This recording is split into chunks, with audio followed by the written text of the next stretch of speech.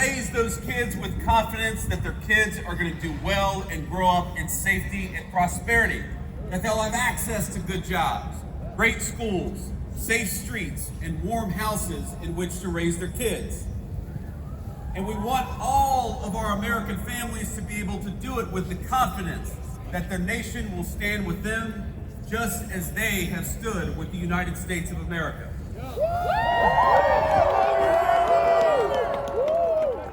Now, you all know this very well, that building a culture of life requires persuasion. And that's what's so different about this moment compared to the moment that was dominated by the Supreme Court for 50 years. We're not trying to argue to the Supreme Court anymore. We're trying to argue to our fellow citizens that we must build up that culture of life. And as you know, that effort is going to take a lot of time, it's going to take a lot of energy, and it's going to take a little bit of money. And that's why we're here, because you know that. We're marching for life because we want our wonderful fellow Americans, even if they don't disagree with us, to know that life is worthy, it is worthy of protection, and that is why we march today.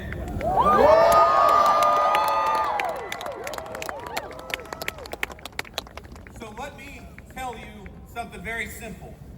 That under this administration, again, from the President of the United States, the Vice President, you have an ally in the White House.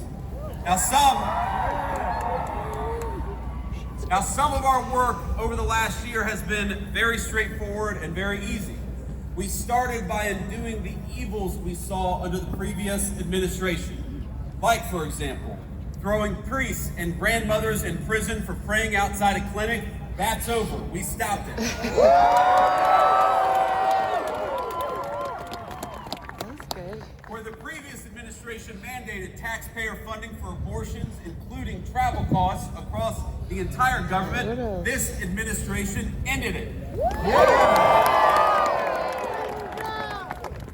And over the past year, we built steadily upon the victories of the president's first term. We have secured religious freedom in the United States of America once again. That was important.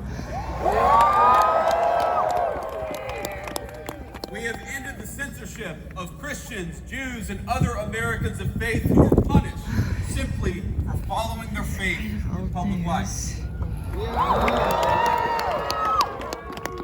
We have expanded conscience protections for healthcare workers and defended faith-based foster care and adoption. We gutted Biden-era rules and ensured that no nun, no nurse, no pharmacist, and no physician has to check their faith and their values at the door of their workplace. And under the last administration, under President Biden and congressional Democrats, the power of government, we know, was marshaled against us, against our faith, against our families, and most importantly, against the most vulnerable. That stopped with the Trump administration, and it is not coming back.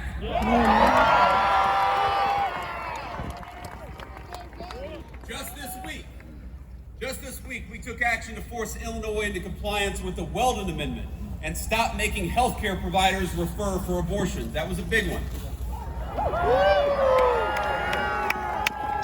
And as the president knows better than anybody, if we want to convince more Americans to choose life, we must also choose policies that make family life possible. So we've done that as well. With the Trump accounts, we started at the very beginning of life, investing in every new American child from day one onward. We stood with parents by boosting the child tax credit as well, because no family should be penalized for choosing to have kids. In fact, we ought to be rewarding for families for choosing to have kids.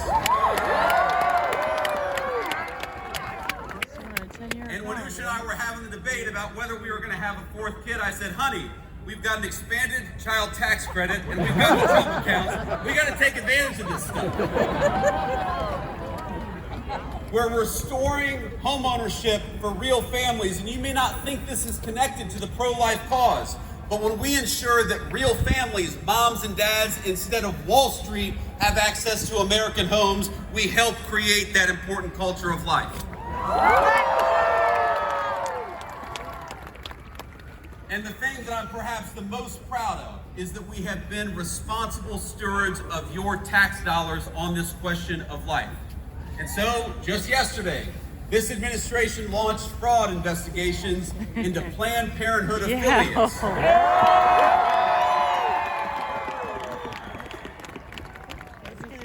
For millions of dollars in PPP loans that were unlawfully received and unlawfully forgiven by the Biden administration.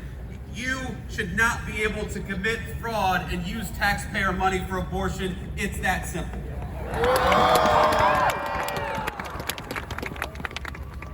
At many of our departments, we've reinstated a ban on the use of fetal tissue in federal research. That's another big one.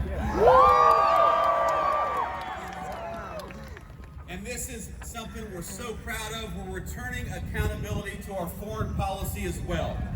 Under Joe Biden, it was the policy of the United States to export abortion and radical gender ideology all around the world. That is what they did with your tax money. They would relentlessly bully developing countries into parroting their far-left views. But under President Trump's leadership and with our great Secretary of State, we believe that every country in the world has the duty to protect life. And that it's not our job as the United States of America to promote radical gender ideology. It's our job to promote families and human flourishing. And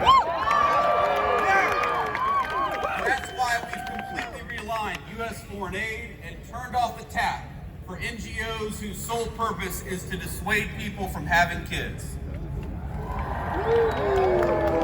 It's why we rejoined the Geneva Consensus Declaration to promote maternal health and strong families all over the world.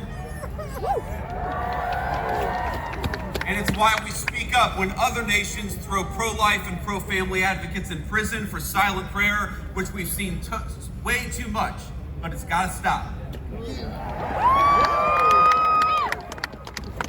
And today, our administration is proud to announce a historic expansion of the Mexico City policy.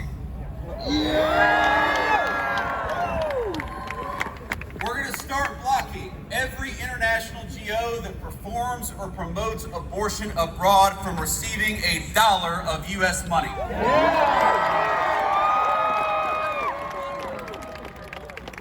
Now, we're expanding this policy to protect life, to combat DEI, and the radical gender ideologies that prey on our children.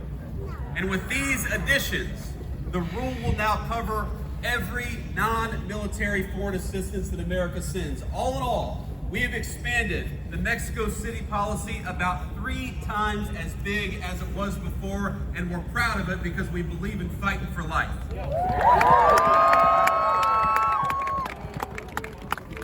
And a lot of you may know that under the Biden administration, they use Medicaid and other programs to launder your tax dollars into abortion money all over the United States of America. And with the help of our Republican majorities in Congress, with the Working Families Tax Cuts, we stopped that.